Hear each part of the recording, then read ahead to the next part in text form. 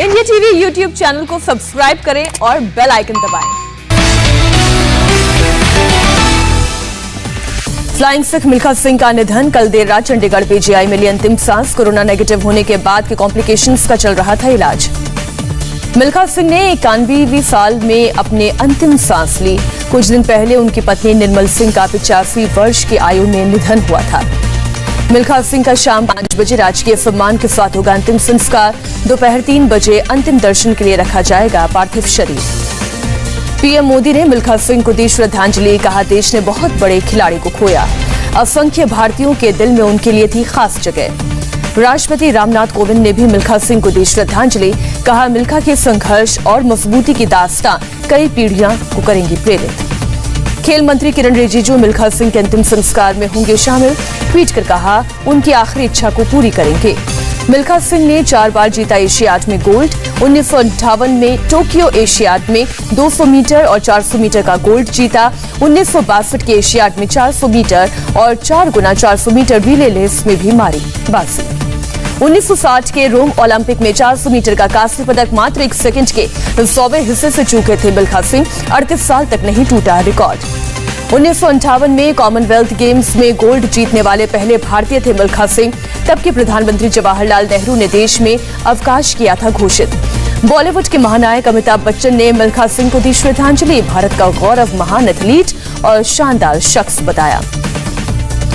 शाहरुख खान ने मिल्खा को अपने और लाखों लोगों के लिए बताया प्रेरणा का स्रोत।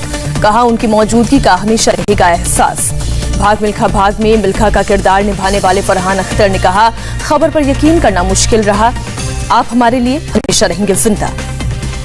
24 जून को दिल्ली में जम्मू कश्मीर के नेताओं के साथ सर्वदलीय बैठक कर सकते हैं पीएम मोदी। फारूक अब्दुल्ला, महबूबा मुफ्ती जैसे नेताओं को भेजा जा रहा है न्योता।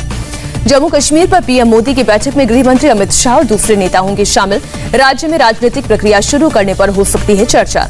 गृह मंत्री शाह से मिले जम्मू कश्मीर के उपराज्यपाल मनोज सिन्हा। जम्मू कश्मीर के विकास कार्यों की गहन समीक्षा की। जम्मू कश्मीर को लेकर गृह मंत्रालय में हाई लेवल बैठक। एनएसए डोभाल जम्मू कश्मीर के डीजीपी समेत खुफिया एजेंसियों के चीफ रहे मौजूद।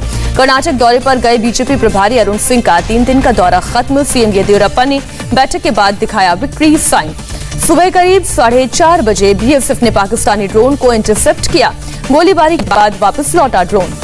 हैदराबाद के डुडिगल में वायुसेना एकेडमी में passing out parade. Air force chief Bhadauria ने ली सलामी।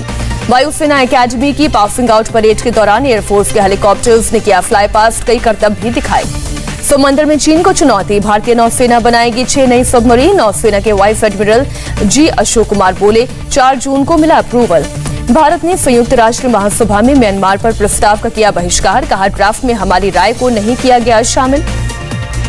संयुक्त राष्ट्र महासभा ने म्यांमार में तख्ता पलट की निंदा की। हथियारों की खरीद बिक्री पर रोक लगाने का प्रस्ताव पास। देश में कोरोना के नए केस की संख्या में कमी का सिलसिला जारी। 24 घंटे में करीब 60,700 संक्रमित, 1,647 की गई जान। देश को चौथा टीका मिलने की उम्मीद। जायडस कैडिला अगले सप्ताह कोरोना वैक्सीन के इमरजेंसी यूज की मंजूरी मांग सकती है। दुनिया की पहली डीएनए वैक्सीन होगी। दुनिया भर में सबसे ज्यादा फैला कोरोना का डेल्टा वेरिएंट। डब्ल्यूएचओ के मुताबिक करीब 80 देशों में डेल्टा वेरिएंट की पुष्टि। अमेरिकी राष्ट्रपति बाइडेन ने डेल्टा वेरिएंट से बचने की अमेरिकी जनता को चेतावनी दी। वैक्सीनेशन कराने की लोगों से अपील की। न्यूयॉर्क सिटी में करीब 6% तक केस डेल्टा वेरिएंट के पाए गए। न्यूयॉर्क में कोरोना के दूसरे वेरिएंट अल्फा के 36.2% केस। ब्रिटेन में एक सप्ताह में बढ़े डेल्टा वेरिएंट के करीब 33,000 केस। नई डेटा के मुताबिक देश में 99% केस डेल्टा वेरिएंट के। दिल्ली में बीते 24 घंटे में कोरोना से 165 लोग संक्रमित, 14 लोगों की गई जान। महाराष्ट्र में कोरोना के 9,798 नए केस। बीते 24 घंटे में 198 लोगों की मौत। मुंबई में बीते 24 घंटे में 762 लोग कोरोना संक्रमित, 19 लोगों की मौत। यूपी में जिस जिले में 500 से अधिक एक्टिव केस होंगे वहां लगेगा कर्फ्यू। अभी 600 से ज्यादा एक्टिव केस पर लगता है कर्फ्यू। केरल की राजधानी तिरुवनंतपुरम वीकेंड लॉकडाउन के दौरान दुकानें बंद, जरूरी सेवाओं को दी गई छूट। कुंभ मेले के दौरान कोरोना की फेक टेस्टिंग का मामला। राज्य सरकार ने जांच के लिए 7 सदस्यों की एसआईटी गठित की। दिल्ली में भी पेट्रोल ने लगाया शतक। स्पीड पेट्रोल का रेट 100 रुपए 29 पैसे। 7 सप्ताह में 26 बार बढ़े पेट्रोल के दाम।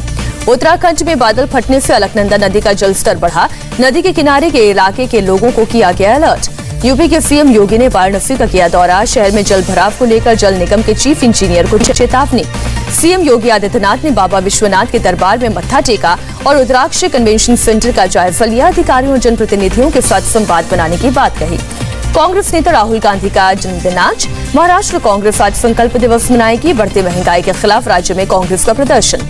मुरादाबाद में लगातार हो रही बारिश की वजह से कई जगह हुआ जल भराव। पानी भरने के कारण लोगों को आने जाने में हुई दिक्कतें। रोहिंग्याओं को भारत भेजने वाले गिरोह के 4 सदस्य गिरफ्तार। मानव तस्करी के साथ ही अवैध दस्तावेज बनाता था गिरोह। लखनऊ में पुलिस ने गैंग के 4 लोगों को शराब चुराने के आरोप में गिरफ्तार किया। 15 पेटी शराब भी बरामद। एक आरोपी है हिस्ट्री शीटर। राजस्थान के अलवर में मॉब लिंचिंग मामले में फरार अपराधी को पुलिस ने गिरफ्तार किया। 2018 के मामले में 4 लोगों को पहले ही गिरफ्तार किया गया था। हरियाणा के सिरसा में चावल के मिल के मालिक को आया 90 करोड़ का बिजली बिल। बिजली विभाग ने कहा सॉफ्टवेयर में खराबी के कारण आया था बिल, किया गया दुरुस्त। नेपाल के डोलखा में जिला प्रशासन ने तमाकोशी नदी के किनारे रहने वालों को दी बाढ़ की चेतावनी। लैंडस्लाइड से डैमेज हुए रिवर सिस्टम के कारण आ सकती है बाढ़। बारिश के कारण वर्ल्ड टेस्ट चैंपियनशिप फाइनल के पहले दिन का खेल रद्द। आज भारतीय समय के मुताबिक 2:30 बजे से शुरू होगा खेल। इंग्लैंड के खिलाफ महिला टेस्ट की दूसरी पारी में भी शिफाली वर्मा ने जमाया अर्धशतक। दूसरी पारी में भारत का स्कोर 1 विकेट पर 83 रन। यूरो फुटबॉल में स्कॉटलैंड ने इंग्लैंड को 0-0 के ड्रॉ पर रोका। मैच के दौरान पूरी तरह संघर्ष करते दिखे इंग्लैंड के कप्तान। वसूली के लिए भगौड़े विजय माल्या की कंपनियों के शेयर बेचेंगे बैंक। एसबीआई बैंक के नेतृत्व में विजय माल्या की 3 कंपनियों के बेचे जाएंगे शेयर। नमस्ते, मैं हूं मीनाक्षी जोशी। वीडियो और खबरों से अपडेट रहने के लिए India TV YouTube channel subscribe करें। बेल आइकन दबाना ना भूलें। जुड़े रहें इंडिया टीवी के साथ।